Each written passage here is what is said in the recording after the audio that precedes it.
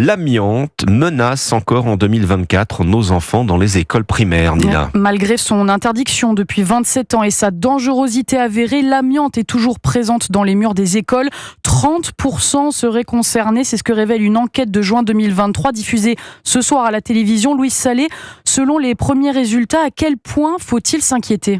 Alors ce n'est pas dangereux tant qu'on sait où cette amiante se trouve et qu'on ne perfore pas les murs concernés. Dans les collèges et les lycées gérés par les départements et les régions, ces informations sont à jour et connues, beaucoup moins dans les écoles, explique l'ancien président de l'Observatoire national de la sécurité des bâtiments scolaires, Jean-Marie Schleret. Dans les écoles, il y a les mairies et il y a le directeur d'école qui la plupart du temps n'est même pas informé. Il y a cette communication qui fonctionne mal alors qu'elle fonctionne très bien dans les collèges et les lycées et qui rend la question des écoles plus préoccupante parce que mal suivie. D'après l'enquête diffusée ce soir, 1/3 des écoles contiennent de l'amiante avec des risques pour le personnel ou même les enfants. Marie-Josée Delacruz, directrice, est atteinte d'un cancer.